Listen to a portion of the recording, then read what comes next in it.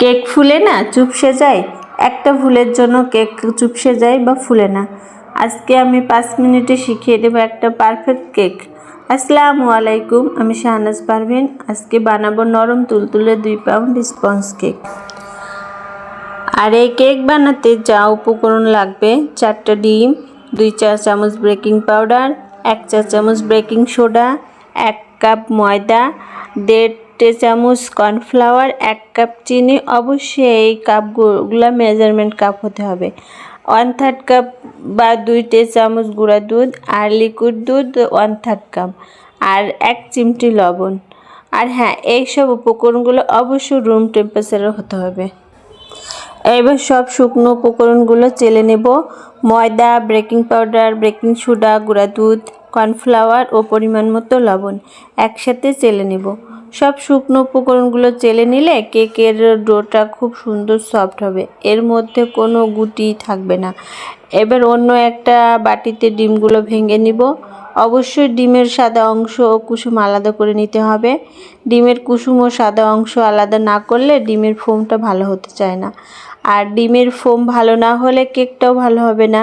এই পর্যায়ে ডিমের কুসুমগুলো আলাদা করে সাদা অংশ প্রথমে 2 মিনিট বিটার মেশিন দিয়ে বিট করে নেব।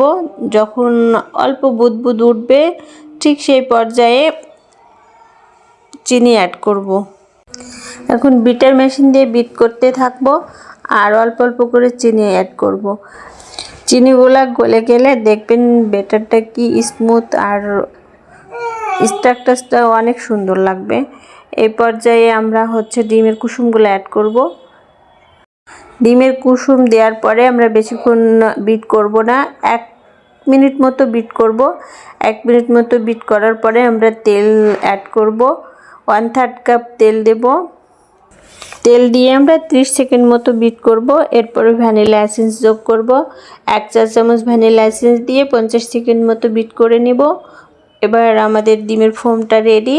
এখন এর সাথে শুকনো উপকরণগুলো যেগুলো চেলে রেখেছিলাম সেগুলো অ্যাড করতে হবে।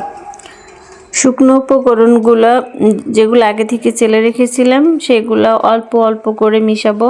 সাথে লিকুইড দুধ একটু একটু করে মিশাবো। বেশি মিক্সড করা যাবে না, জাস্ট হাতটা স্লো করে আস্তে আস্তে মেশাতে হবে।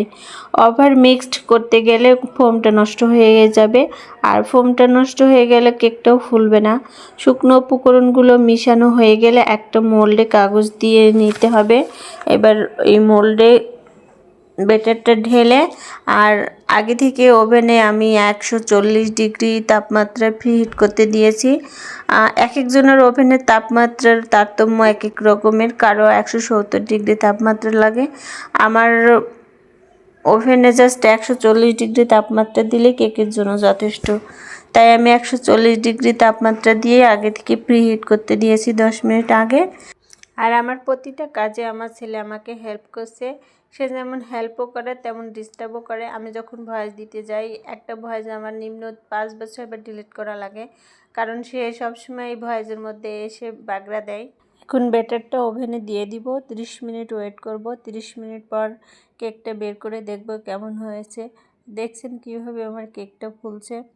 একটা কেকের সবচেয়ে সুন্দর মুহূর্ত হলো এই ওভেনের মধ্যে যখন কেকটা একটু একটু করে ফুলে ওঠে, মনটা তখন খুশিতে ভরে যায়। এই যে 30 মিনিট পর আমার কেক রেডি। টুথপিক দিয়ে চেক করে নিলাম ক্লিন আছে। দেখছেন কত সুন্দর ফুলছে, একটু চুপসায় নেই। ঠান্ডা করে মোল্ড আউট করব। দেখেন ভেতরটা কত সফট আর স্পঞ্জ।